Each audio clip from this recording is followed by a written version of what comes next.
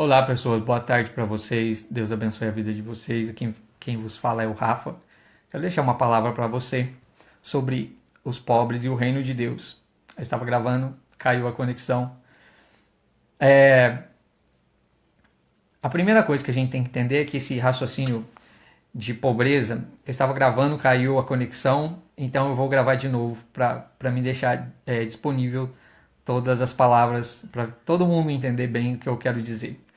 Eu estava falando sobre a teologia da prosperidade, que essa teologia, ela não nasceu agora, ela sempre existiu. Esse raciocínio de que os pobres são amaldiçoados, né?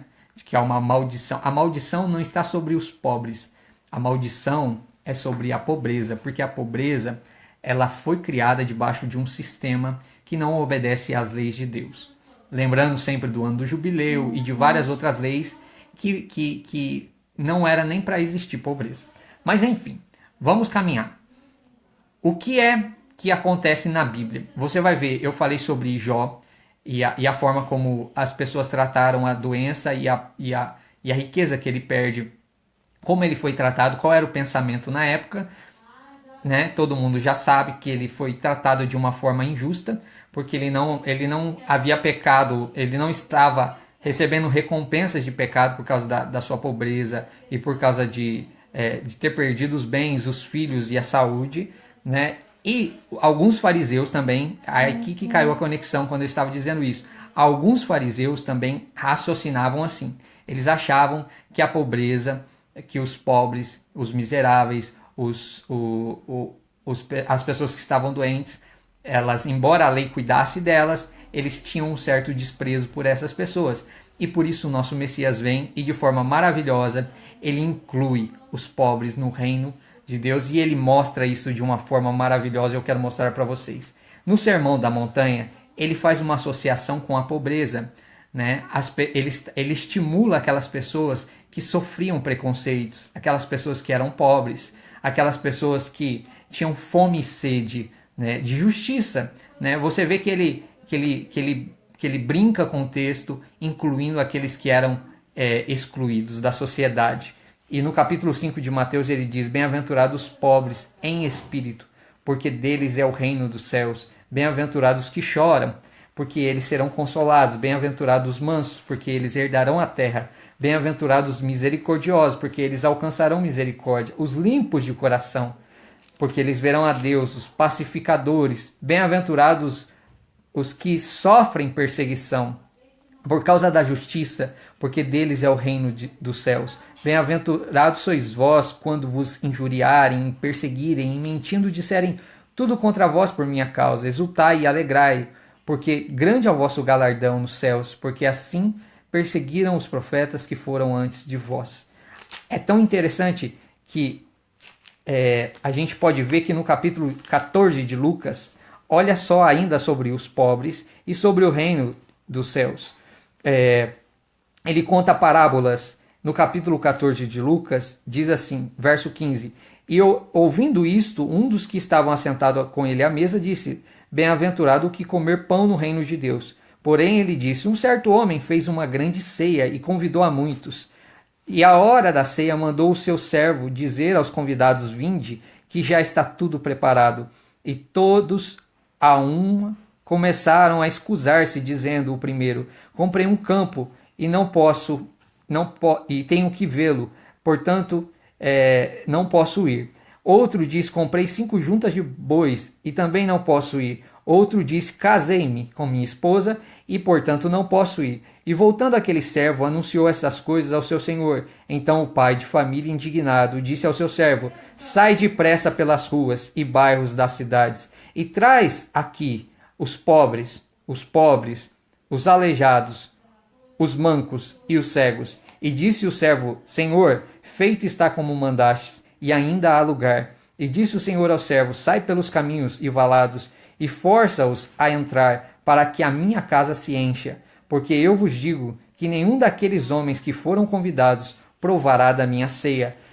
O capítulo continua. No capítulo 15 ele fala sobre as coisas perdidas, daqueles que se perdem. No capítulo 16 ele conta uma parábola sobre um rico e sobre um pobre. E ele diz na parábola que o rico entrou no seio, num lugar de sofrimento, e o pobre entrou no seio de Abraão. Interessante é que o texto fala que o pobre comia das migalhas que caía da mesa do Senhor. Agora preste atenção que isso é um termo, apesar do nome dele, né? Isso é um termo que se refere aos gentios. Lembra da mulher cananeia, né? Que foi chamada de cãozinho, porque era descendente de Cã, era uma gentílica. Então, isso é um termo aplicado aos gentios, né? E a Bíblia diz que ele comia das migalhas que caía da mesa do rico. Agora é interessante que o rico, mesmo estando num lugar de sofrimento, ele chama Abraão de pai, ou seja, ele era um judeu que foi excluído do reino. E Abraão, pasmem os senhores, chama ele de filho. Leia a parábola no capítulo 16, Abraão chama ele de filho e ele chama Abraão de pai. Porém o pobre, que tinha feridas, estava doente, pobre, doente, foi para o seio de Abraão ser consolado por Abraão. Abraão aqui é a imagem do pai de Israel, né? Do pai dos judeus, né? É uma expressão máxima em Israel, falar de Abraão, de autoridade máxima. Então, olha só, o que é que Cristo, o que é que Jesus, o que é que Yeshua falou sobre o reino e o que ele falou sobre os pobres. Ele diz que ainda que você seja pobre, ainda que você esteja doente, que há um lugar para você no reino dos céus.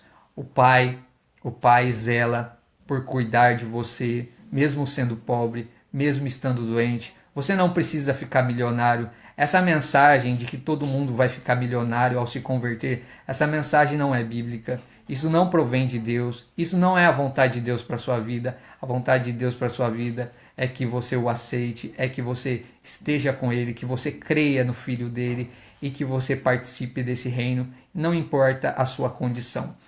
Nessa vida, nesse momento você pode sofrer, ser perseguido, estar doente, ter os seus filhos doentes, mas um dia esse corpo corrupto será revestido de incorruptibilidade, esse corpo mortal será revestido de imortalidade, e um dia estaremos para ele para sempre, e o reino dele, o seu governo predominará entre os homens, e não haverá mais miséria, não haverá mais pobreza, não haverá mais maldição, não haverá mais nenhuma dessas coisas que hoje há.